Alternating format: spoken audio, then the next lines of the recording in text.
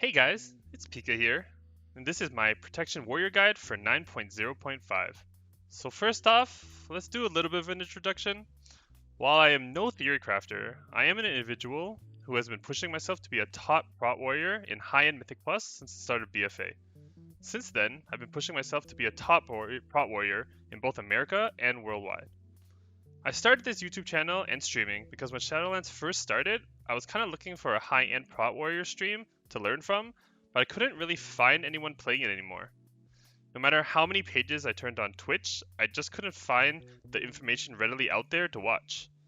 Therefore, my streaming and YouTube career basically began so that my fellow Prot Warriors out there would be able to find a good resource both to pick up and to get better as a Prot Warrior in Shadowlands. So without any further ado, let's get into it. So patch 9.0.5 caused quite a few major changes for Prot Warrior. First off, we had the damage of all our abilities was increased by a flat 10%. Also, Thunderclap was then further increased by another 10% on top of that. Necrolord Conqueror's Banner was reworked to give 400 mastery and also give 30% increased movement speed. And finally, a few legendaries were changed, such as Reprisal, Unbreakable Will, and Seismic Reverberation, and they were like completely reworked on some of them. So, what does this mean for us? Let's start with Covenants. Since the start of Shadowlands, I've played about 3 out of the 4 Covenants as Prot Warrior. I first started as Venthyr because I was a DPS warrior in Raid, so Venthyr was the optimal choice for me. Then I went Night Fae after progression was over, and now I'm Necrolord. That combined with a ton of feedback from Kyrian Prot Warriors in the community, I think it's safe to say that I do have a basic understanding of how Prot Warrior Covenants work. So in my opinion, Prot Warrior Covenants are not really essential for strong Prot Warrior play. This gives us the capability in order to fill any of the Covenant slots that your team or group might be missing in Mythic Plus. And it's not going to be too harmful for your overall success. So if you do play with a dedicated group, I would say you try to play the Covenant that your group may be lacking. Let's say your group has no Venthyr, then you would play Venthyr. If your group has no Kyrian, then you can play Kyrian, so on and so forth. Just try and fill in the gaps. However, there are a lot of different bonuses that each of the Covenants can give you, so let's jump right into that. So first off, there's Venthyr Prot Warrior. And Venthyr Prot Warriors get both Condemn and Door of Shadows.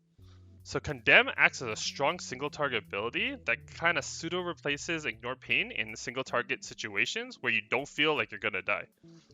So basically what that means is that anytime the mob is either above 80% or below 20% and you feel comfortable that you're not gonna die in the next few GCDs, then you might as well help kill the mob faster by using Condemn. Because Condemn both has an offensive part to it and a defensive part to it.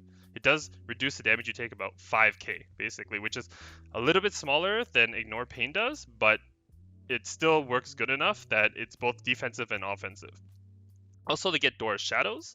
Door of Shadows is a completely underrated kiting tool. I learned this very early on when I was doing High Mythic Plus as a Venthyr Prot Warrior. It's a great to kind of leap one direction, drag the mobs in that direction, and then Door of Shadows back to kind of keep it into Flame Patch or any of other major AoEs that any of your DPS may be doing. Secondly, there's Night Fae Prot Warrior, and this is my personal favorite.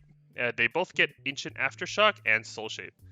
Ancient Aftershock is basically one of the best defensive CDs a Prot Warrior can have. It essentially acts as a 12-second silence on any kind of caster packs, up to 5 targets. And if they have a cast longer than 2 to 2.5 seconds, it basically acts as a full silence, as they'll never get the cast off within that 12 seconds. Because knockdown works for about like half a second to 1 second. They also get Soul Shape. And Soul Shape is also one of the best kiting tools that any tank in Shadowlands can have.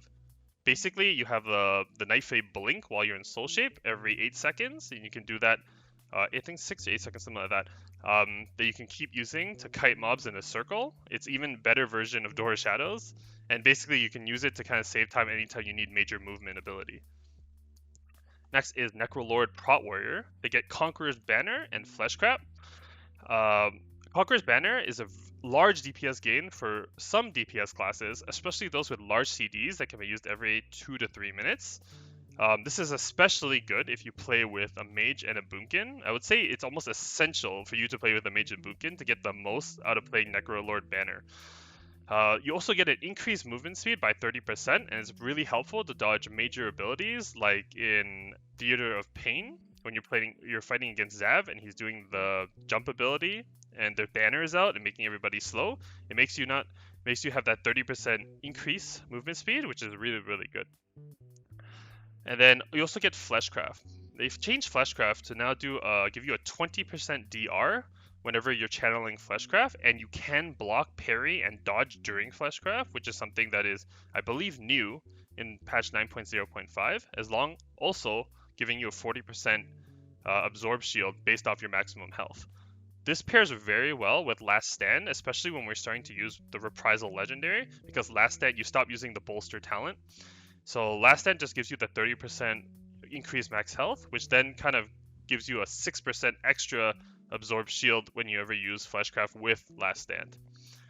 Finally, we have Kyrian Prot Warrior.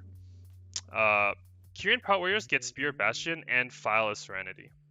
Spear is great damage and initial threat generator. Also, it does root the targets in place. It's also a really good rage generator for the early start of a pull. File acts as a fantastic bleed, poison, and disease removal in Shadowlands, and this is a very major occurring theme within Shadowlands dungeons, because there'll be a lot where you get a big disease you can't cleanse, you get a poison you need to get rid of, or the bleeds, like Halls of Atonement, where you're basically going to die if you have more than like 4 stacks in a very, very high key. It also acts as a good health potion. So every Covenant basically has their own unique situation, which makes it best for Prot Warrior. Kyrian and Night Fae, I would say, would be generally the best Pug Covenant that you would use for tanking. Kyrian is a little bit more of the defensive option for Prot Warriors. It's very good in raid as well. Whereas Night Fae is a little bit more of an offensive option, plus it gives you that utility of Ancient Aftershock along with Soul Shape Kiting. Necrolord is one of the best options for a very, very coordinated group in High Mythic Plus. And I stress very highly coordinated because it's not very pug friendly. And it's very, again, good whenever you're playing with a Boomkin or a Mage. However, this is also not the most fun Covenant to play. You're basically playing a support class for the rest of your group, and you need to play very optimally so that you can get the most value out of your banner every single time. And if you are holding it constantly and hoping your DPS use CDs, it might be an overall DPS loss because you're doing less damage as a Prot Warrior when you're playing Necrolord. Finally, there's Venthyr Prot Warrior, and basically you want to play a Venthyr Prot Warrior in keys if you can really not find a Venthyr in your own group, or whenever you're pugging, because Venthyr is essential to time a very high Halls of Atonement or Sanguine Depths, or generally if you want to play Halls or Sanguine Depths normally and you want to clear it a lot easier, Venthyr is almost mandatory. Personally, I find that Night Fae resonates the most with me, mainly because Ancient Aftershock makes it so you don't need to rely on other people to do interrupts for about 12 seconds. It also gives you that great kiting ability of Soul Shape. There's a tons of keys where Ancient Aftershock just CC'd the mobs completely so that no one had to do anything, whether that was Bone Spears in Theater of Pain, whether those were the Shard Packs in Halls of Atonement and the casters are just blasting, but they just keep getting interrupted by Ancient Aftershock. And then Soul Shape just helps you have infinite kite in like keys like DOS whenever there's big mobs that are enraged or have dropped diseases on you. It's like a fantastic toolkit. And I also love the Soulbind for Corrin, which gives you 25% extra crit at the start of any pull for 5 seconds. It just helps you do big initial threat. Basically, so when you have to kite, you're not going to lose aggro to any of the mobs.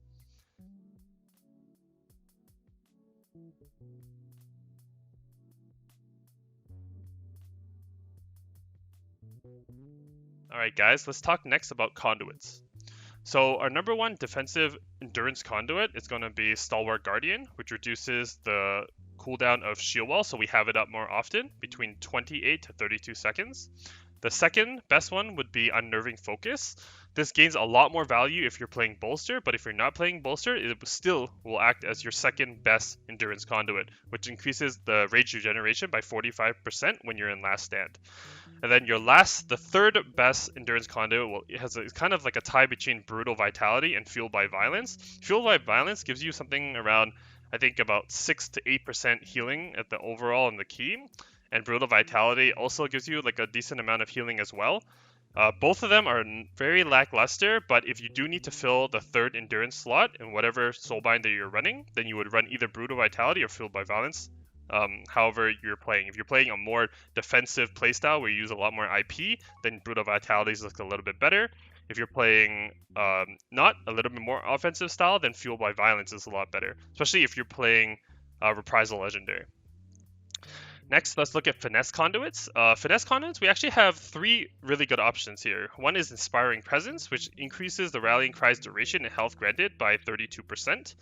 That's very, very good in raid. That would be your number 1 conduit if you're a raid prot warrior. Disturb the Peace reduces the cooldown of Shockwave by 8 seconds. That then again is also really, really good. It helps your stun come up very more often. And then finally, it's Safeguard, which Intervene reduces the damage taken by target by 13%.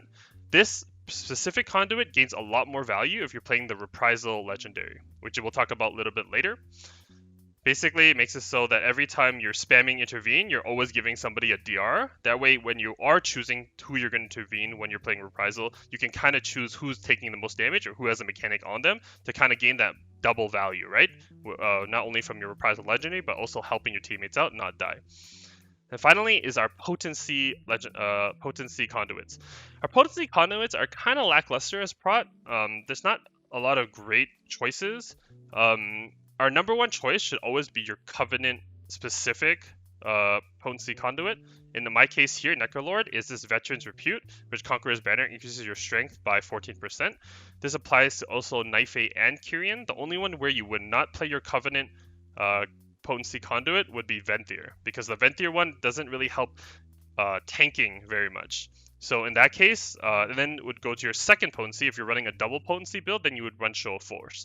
And if you're doing that in Venthyr, if you're running double potency, then you would have to do Show of Force plus your Covenant ability one, I think, which is called Harrowing Punishment. Or else, you would just run Show of Force for your single potency conduit.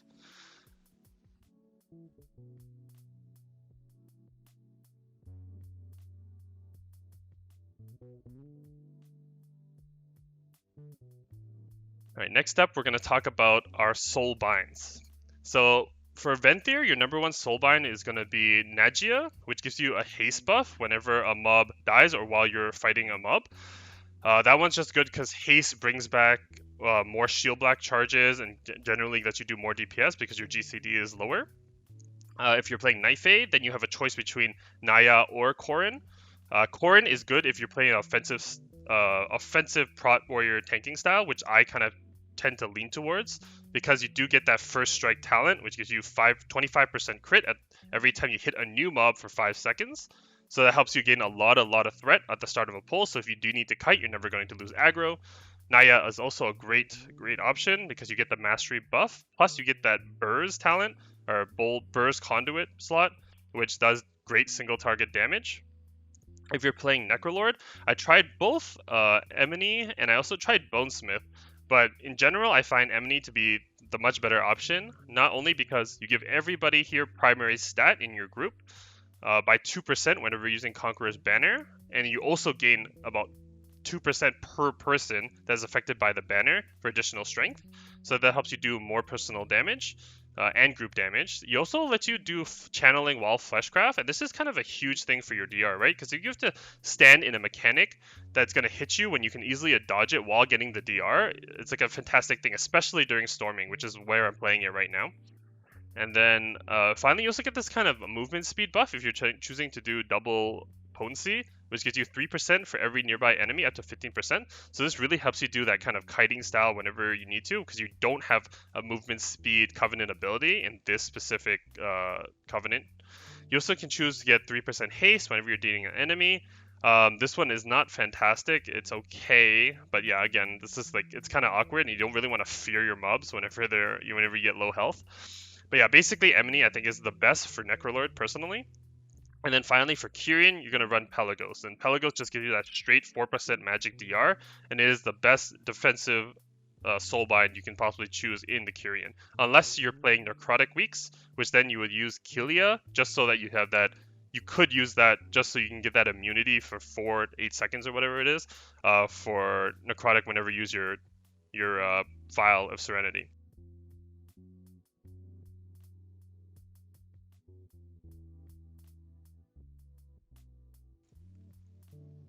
Alright guys, next let's talk about talents. So in the first row of talents, you have a choice between War Machine, Punish, and Devastator. The clear choice winner in this section is Devastator, just because it gives you the most rage per second, as well as also helps you reduce the cooldown on Shield Slam for optimal damage.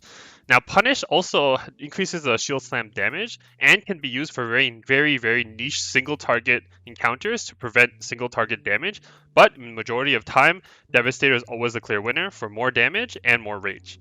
Next to you, in the next line, you have a choice between Double Time, Rumbling Earth, and Stormbolt. Now, this is one of the most controversial topics for Prot Warrior. You have, especially with the new Reprisal Legendary that just came out. And that's because Double Time increases the number of charges by 1 and also reduces cooldown 3 seconds. This works very well with the Reprisal Legendary because they'll give you maximum uptime of shield block if you use it very well. The problem with this is that you're going to have to play a little bit of a degenerate gameplay where you're always going to be using your utility like Stun or Leap to leap out or run away and then charge back in for maximum shield block uptime. Now, this is a very good talent if you want maximum shield block uptime. It is a very good choice on this talent row. The one that I'm also always talk about is Stormbolt. Now, Stormbolt is one of the best utility skills that Warrior has because not only does it you have Shockwave as a Warrior as an AoE stun, you'll also have an additional stop in Stormbolt.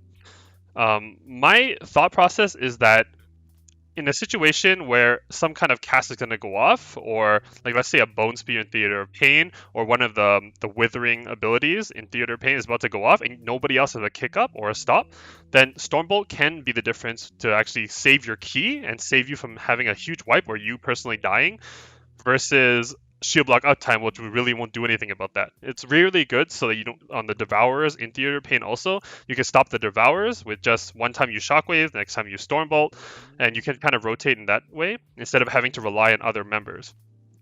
So from the mitigation standpoint alone, Double Time makes you much tankier because then you can go in having more and more uptime of shield block. I think around with using Double Time, you can easily get somewhere between 65 to 70% easily.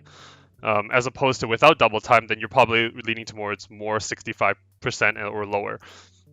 Whereas Stormbolt, is just a very good option as a stop. Both are very good options. It will determine based off the key that you're doing and maybe the group that you're playing with.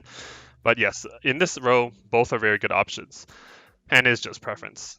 The next row we have here is Best Serve Cold and Booming Voice. Now, Best Serve Cold is a very good talent, again, with the new Reprisal Legendary, because we will get a free Revenge every time they use Charge or Intervene. So this just increases the damage that Revenge does by 20%, or 50% when you do a successful dodge or parry that makes it cost no rage. So again, this is really good for Reprisal Legendary because you get a free Revenge. And then in the other row, there is also a choice of Booming Voice. Now, Booming Voice is a little bit of a more defensive option in this talent row, just because it changes your demoralizing shout from being like using it when you need it and into basically using it on cooldown. It basically changes the mill shout to have you 40 additional rage whenever you use it, and also increases damage affected to targets by 20%. So if you're talking about an AoE situation, Best Serve Cold is a clear option. So in Mythic Plus, there are a lot of AoE situations, but it provides 0 defensive value. But Booming Voice, however, making you use Demo Shout more often because you're no longer holding it for a big ability, because it also is a rage generator. It gives you 40 rage every time you have it, and also helps you deal 20% more damage to single targets specifically. So in this case, like I said, Booming Voice is a more defensive option, where Best Serve Cold is the more offensive option. Again, it matters of preference, whatever you're doing. In this next row here, you have Crackling Thunder versus Bounding Stride versus Menace.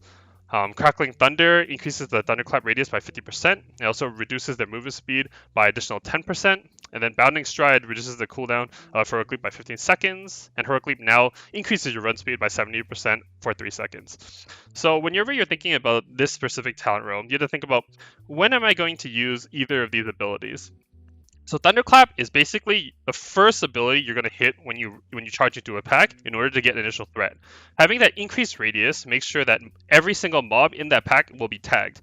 Let's think about the mob packs in the Maze of Mists of Tyrannus Scythe. Because the mobs are spread out at the start of the pull, this Thundercrackling Thunder makes sure that you hit every single mob to get initial threat and you don't miss any. And also having that little bit of reduced movement speed when your group doesn't have an AoE slow definitely helps you in this new kiting meta in Shadowlands. Bounding Stride is a fun option because if you think about it, you can use Heroic Leap a lot more often, but realistically, you're not going to be using Heroic Leap too much when you're actually trying to fight a pack because the ideal playstyle of Prot Warrior is to not move out of your spot so you can keep things into Flame Patch, you can keep things in, like the Hunter AoE abilities like Volley, everything like that. You don't want to move the pack. So having Heroic Leap reduced by 15 seconds and having that 70% move speed is like a fun quality of life talent. But generally, it's not going to be used optimally. You're not going to be heroic leaping every single time, like on cooldown. You're going to be using it whenever you need it, as opposed to like on cooldown. Whereas Crackling Thunder just gives you a general benefit all the time, and it's really good for this meta. Menaced is another option. I haven't really used it myself very much. It's good in. We were talking about it with some warriors that it's really good during Sanguine Week, just so that you have another way to push mobs out of Sanguine. But generally, I only think it's in a very niche specific instance, like in Sanguine. But other than that, it's not very, very good talent. All right, next is the Never Surrender, Indomitable, and Pending Victory row. So the only clear talent choice in this row is Indomitable. And that's just because Ignore Pain, when you use Never Surrender, you only get the benefit of Ignore Pain when you're at low health, which if you're at low health and you're Ignore Paining, you're probably going to die anyways. It's only good in those niche situations. It was very good in Motherload in BFA just because of the magic damage boss on the third boss, because you're always going to be low health, so the Ignore Paining spam is really, really good. But in Shadowlands, you don't really have that situation, so Indomitable is just a clear winner here because it not only increases your maximum health, but also gives you a ton of self-healing, which warriors basically lack altogether. The next row is Into the Fray, Unstoppable Force, and Ravager. Now, this is also one of the most controversial, I wouldn't say the most controversial talent row, but it is one of the most asked about talent row whenever people ask me in my stream. And this is because generally you would use Into the Fray whenever you're raiding, but then you would use Ravager and Mythic Plus. And you come to question, why is this? And this is just because Mythic Plus and Raid are completely different scenarios. Whenever you're in Mythic Plus, you're pulling a new pack about every 45 seconds to 1 minute, depending on your key level. And every time at the start of a pull, you're going to be wanting this big burst of damage so you can hold threat against like a Combusting Mage, anybody using their major CDs. So how do you accomplish that? Into the Fray is going to give you a lot of haste, but it's not really going to give you that burst damage that you need. Not only does it give you burst damage, it also gives you enough rage for 10 seconds in order to use every defensive ability you have while spamming Revenge. So you can use Shield Block, you can use Ignore Pain while using Revenge for at least this 11.1 seconds that Ravager is up, because it's generating 10 rage every time it deals damage. So that when you're talking about that talent row specifically, Ravager is a clear choice in Mythic Plus versus Into the Fray. Into the Fray is purely a raid talent. It's a very, very good in raid where you don't need that burst damage or burst healing to keep threat. Finally, you have the last row here, Anger Management versus Heavy Repercussions and Bolster.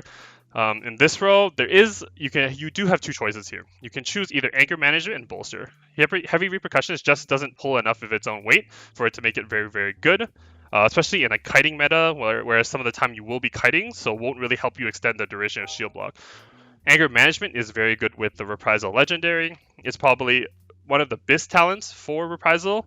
You may not use it in every situation if you do want to be a little bit more tanky against pure physical damage. So, especially when you can't kite as much, let's say Sanguine Depth's Gauntlet specifically, then Bolster is a very, very good option. I personally like to use Bolster in both Sanguine Depths and Spires, because in Spires I also don't want to kite as much, but there is a lot of physical damage in there as well.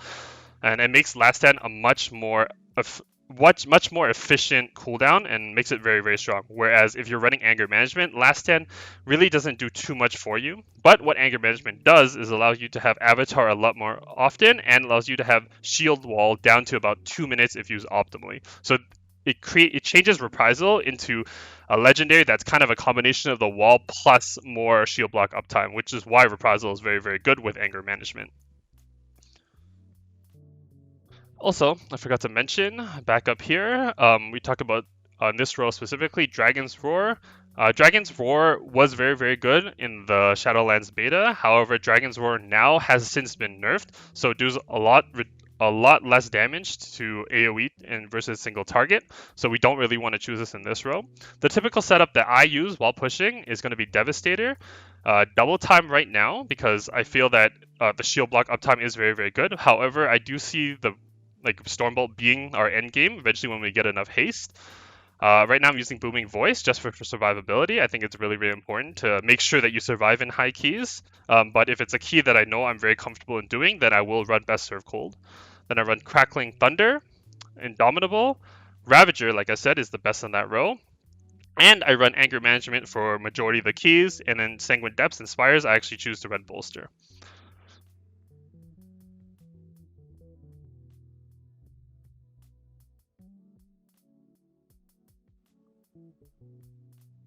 Alright, next, let's talk about Legendaries. So we have quite a different few viable Legendaries for Prot Warrior in patch 9.0.5. 9.0.5 brought us the new Reprisal, the increased version of Seismic Reverberation, and it changed Unbreakable Will. So Unbreakable Will is still lackluster. It's like a worse version of the Wall. It gives you 2 charges of Shield Wall and applies it to your entire party, whereas the Wall increases the amount of rage that you generated by Shield Slam by 5 rage, and then also reduces the cooldown of Shield Wall by 5 seconds every time you use Shield Wall, every time you use Shield Slam. So Unbreakable Will does give you 2 charges and does apply it to your party, but if you're trying to play it around giving Shield Wall to your entire party, it means that you're not really using Shield Wall for yourself, which in high keys is really important as your own personal DR, and you can't really use it optimally to save other people, because again, you need it for yourself to pull very, very big.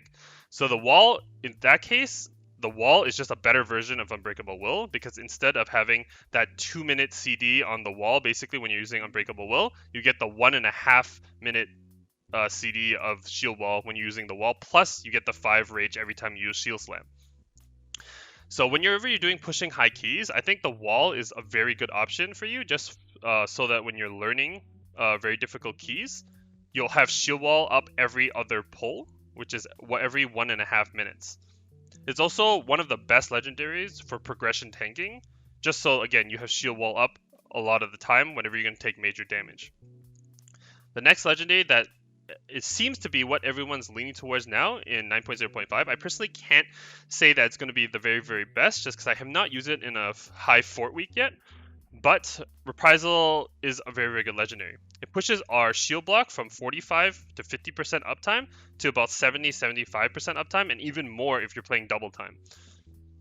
And having the 70 to 75% uptime of shield block makes us basically immune to physical damage whenever we have shield block up, and makes it so that we have one of the least amount of gaps in mitigation than any tank in Shadowlands.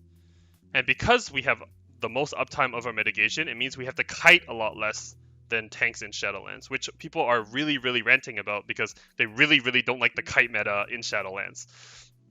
So every time you charge or intervene, you gain a shield block, a free revenge charge, and you generate 20 additional rage on top of the charge rage that you initially get.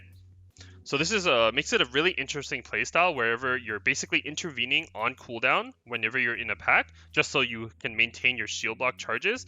It goes to maximum shield block uptime of 18 seconds. You can't really go past that. So if you do something like charge in, intervene, shield block, you'll actually lose uptime. You don't really want to do that. You want to kind of spread it out. But it makes it so that you have a lot of shield block uptime. So what I would lean towards is that if most people are choosing to do Mythic Plus right now, then Reprisal is a very good option. Finally, we're going to talk about Seismic Reverberation. I think this could possibly be the end game for Prot Warriors later in the seasons, not like Season 1 or Season 2, but maybe Season 3, Season 4. Just because in the end of the day, like we saw at the end of BFA, tank damage is very, very important. And this is going to give you one of the most one of the highest damaging legendaries there are for Prot Warrior, and makes it so that if Revenge hits 3 or more targets, it hits them additionally 1 more time for 75% of the damage. So this is the legendary that I use typically to when I want to do like 15s to 18 keys and I'm trying to burst as much and make it go as fast as possible, because I can pull something between 6k to 7k by using Seismic Reverberation as my overall. So yeah, that is a very strong DPS legendary, and I think it will be the end game in season 3 or season 4, just so you can do the most damage possible. And when we have a lot more haste, so our shield block comes up a lot more. But right now, I think either Reprisal or the Wall are the best legendary choice you can possibly use. The Wall makes you very safe. It gives you shield wall every other pull. If using Reprisal with Anger Management combination, it gives you shield wall every 2 minutes, approximately 2.5 minutes. So it's kind of like using Reprisal is kind of like using the Wall as well. It's just like a little bit worse version of the Wall.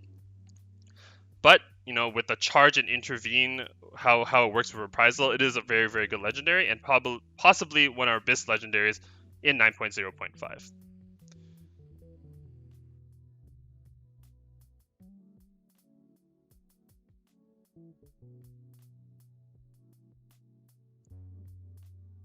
All right, next up we can talk about Trinkets. Some of the best Prot Warrior trinkets that we have right now is Splintered Heart of Valar for progression pushing. This just makes it so that you have a cheat death anytime anything goes wrong. This can be make or break for your keys, and a very high key specifically. If the tank dies and you can't get them up fast enough, it can be a full wipe and basically be the end of the key. So whenever you're pushing as a progression tank, then you want to use Splinter Heart of Alar, as it does save keys. Another secondary trinket you want to use is some kind of absorb, whether it be the Sanguine Vintage or Spattered Scale out of Hakar. So Spatter Scale is a little bit better if you can get it at high enough eye level. The reason I'm using Vintage right now is that I have a 233 Vintage versus a 210 Hakar Trinket, but with patch 9.0.5 in the Valor system, you should be able to get at least a 220 Scale, which should theoretically be better than a 233 Vintage. And that is just because it gives you not only a bigger Absorb shield, it also helps you do a little bit extra damage, so that can help you whether it is at the start of a pull for threat or just for overall damage of a key. Some of the other notable trinkets that you can kind of use is one being the Stone Legion Heraldry. That gives you a lot more verse. It gets even more effective the more people that are in your party. This helps you with survivability. Another notable one is the Animal Field Emitter. This just gives you more haste, but it does put the haste bubble or pool on the floor, so you do have to stand in it, which is not always optimal for Mythic Plus because of whether a mechanic is there or you have to keep moving for kiting. But this is a very good trinket just for raw DPS and shield block uptime. And then the last one I want to talk about is the one from PvP, which is just a haste trinket, and your spells and abilities have a chance to give you primary stat. This is also a good alternative option. There's lots of other DPS options you can use, whether it be like IQD or you can use File for single target damage, but generally your best options are going to be one big absorb one, whether it be Blood Spattered Scale or Sanguine Vintage, and then the cheat death trinket if you have that available.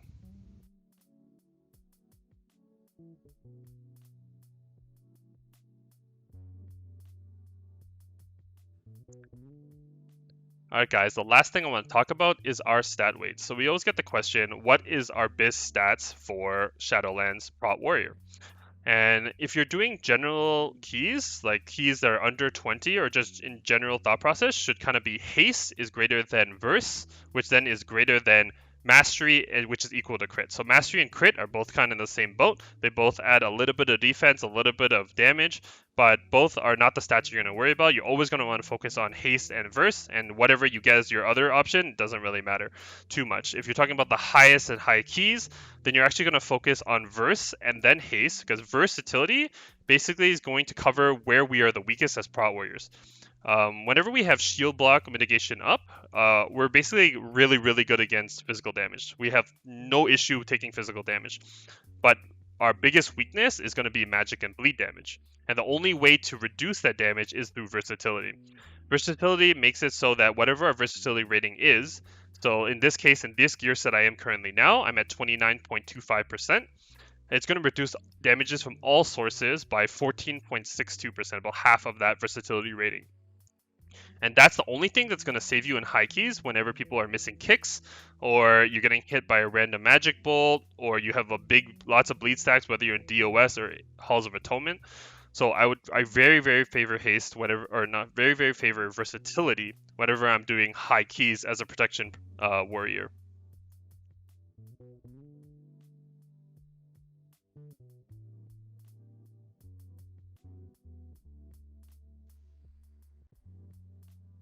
Alright guys, and the last thing I want to talk about is Spell Reflect. Spell Reflect for Protwire is one of the strongest tools in our entire kit.